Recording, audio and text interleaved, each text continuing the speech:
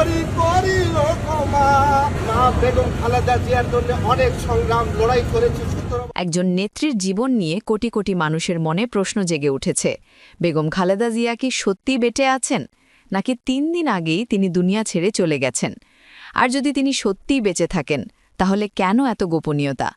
কেন এখনও পর্যন্ত কোনো সঠিক তথ্য দেওয়া হচ্ছে না? আর কেনই বা জনগণ এখনও পর্যন্ত তাকে চোখে দেখতে পারছে না? সোশ্যাল মিডিয়া জুড়ে খবর ছড়িয়ে পড়েছে খালেদা জিয়া মারা গেছেন, কিন্তু অফিসিয়াল কোনো ঘোষণা নেই, কোনো ছবি, কোনো ভিডিও নেই। মানুষ প্রশ্ন করছে, যদি তিনি সত্যিই গুরুতর অসুস্থ হন, তাহলে এখনও কেন তার অবস্থা নিয়ে সঠিক তথ্য প্রকাশ করা হচ্ছে না? বারবার বলা হচ্ছে যান্ত্রিক কারণে তাকে লন্ডনে নেওয়া যায়নি, কিন্তু সেই যান্ত্রিকতার আড়ালে কি সত্যিই কিছু লুকানো আছে? বেগম খালেদা জিয়া শুধু বিএনপির একটি নাম নন, তিনি দলের অস্তিত্ব, ইতিহাস ও পরিচয়ের কেন্দ্রবিন্দু। তাই রাজনৈতিক বিশ্লেষকদের মতে তার অনুপস্থিতি বা তাকে ঘিরে কোনো অনাকাঙ্ক্ষিত পরিস্থিতি তৈরি হলে বিএনপি গভীর সংকটে পড়ে যাবে। বিশেষ করে যখন সামনে নির্বাচন, তখন তার অসুস্থতা বা সম্ভাব্য কোনো দুঃসংবাদ দলকে ভেতর থেকে নাড়িয়ে দিতে পারে। দীর্ঘ ৩ দশকের বেশি সময় ধরে লাখো নেতাকর্মী খালেদা জিয়ার রাজনৈতিক দর্শন, সংগ্রাম ও নেতৃত্ব দেখে বড় হয়েছে।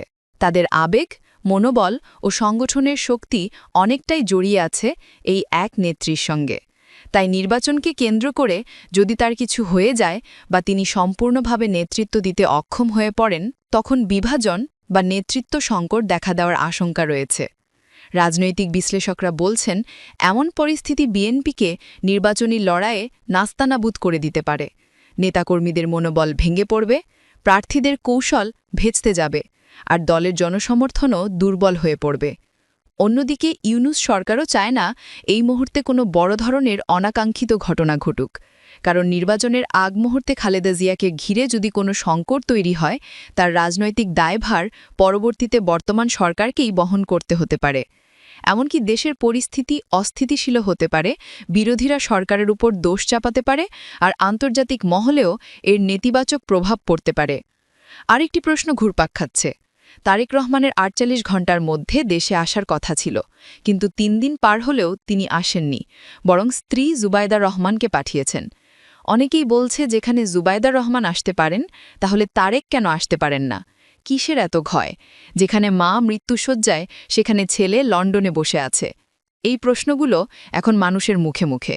পরিবার ও দলের নেতাদের অস্পষ্ট বক্তব্য মানুষের সন্দেহ আরও বাড়াচ্ছে।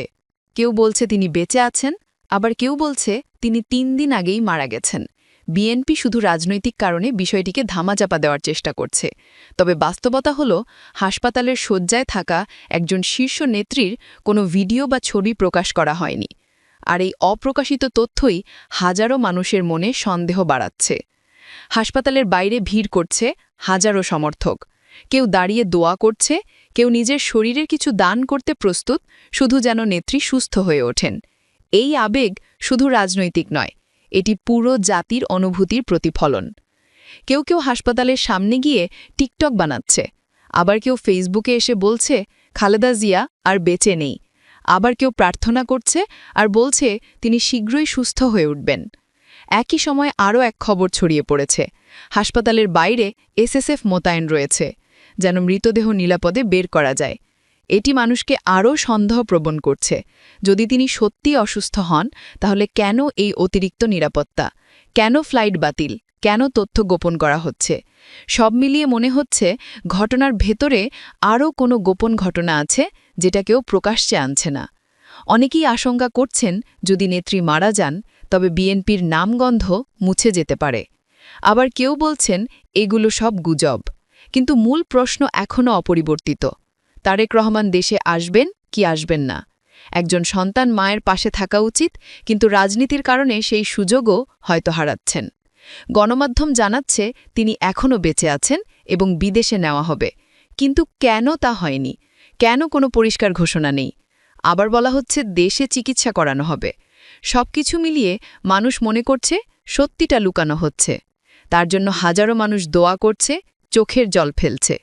কেউ বলছে শুধু একটি ভিডিও দেখলেই বিভ্রান্তি দূর হবে।